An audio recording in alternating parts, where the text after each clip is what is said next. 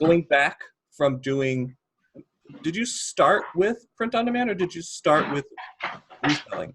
No, I started with RA and OA. Okay, so from OA and RA, and then trying to apply it to merch, what difficulties did you have in kind of adding this, bolting this to your business? And what would you suggest for other people that are kind of in this transitional space, that you're doing RA, OA, you feel like you're putting all your time and energy into it, you don't have another thing to add to your business, but you are interested in this multiple income streams, but don't know what to do next?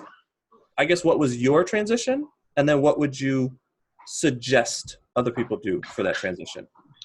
So my transition was, again, getting into legends and understanding what it was like to be taught by leaders who really care about you. And I know that's going to sound like it doesn't answer your question, and yet that's a critical piece of it. It really was, because I have faith and belief in what I'm being taught, and that makes a big difference. It really honestly does. And so for me then, we started right in with understanding what reverse sourcing was. And, anybody that's been on our welcome conversations will know that we talk about this.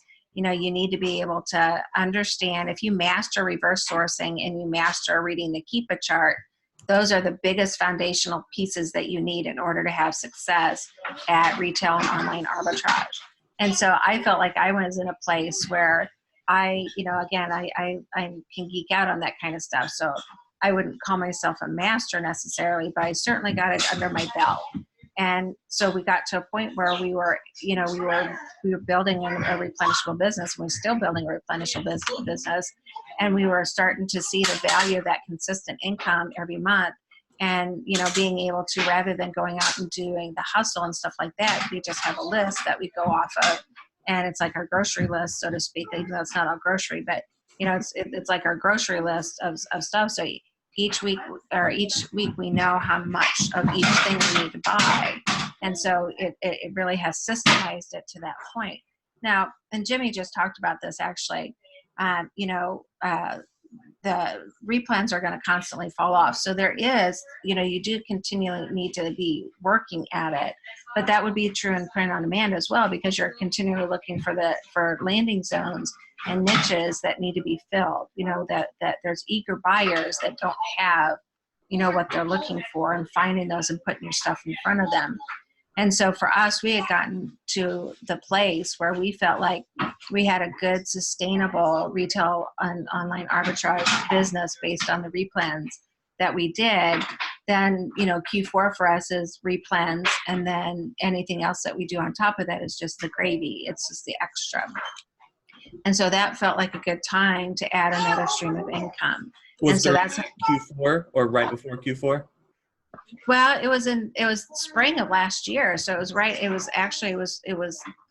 after we had, just a few months after we started with Legends, actually. And I don't know that I really dug into print on demand until probably summertime.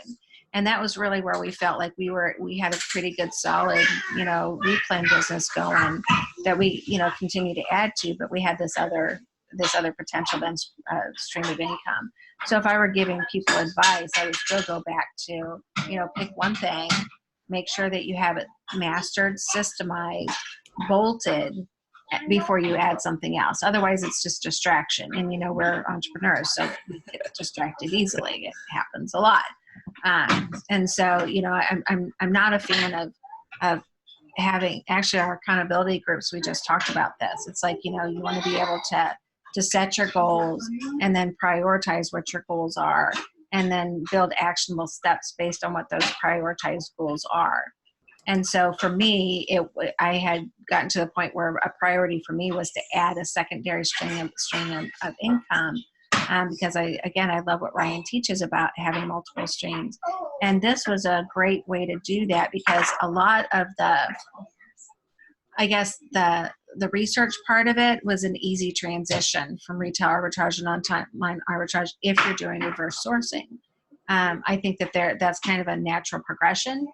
And it was low cost. I mean, there's not a whole lot of risk that goes into print on demand. Now, that being said, it's a slower build income-wise. I mean, it's just, so depending on what the position they're in, what their goals are, if they have high monetary goals, then, you know, print on demand is something that you're not going to want to have be your primary thing. And and before you add it, you want to make sure that your replenishable business is very solid and you're earning a good solid income, and that's in place before you get distracted with something else. But for us, we felt like we had, we really focused on what we were being taught, and we have that base and foundation in place. We still don't have a lot of the outsourced as much as we could and should. But that's, again, I'm married to a non-entrepreneurial person who's learning to be entrepreneurial. So there's those things we go through. But he's even gone through the print on demand stuff with us. Jenny had done the KDP course. You and Jenny did the KDP course. Yep.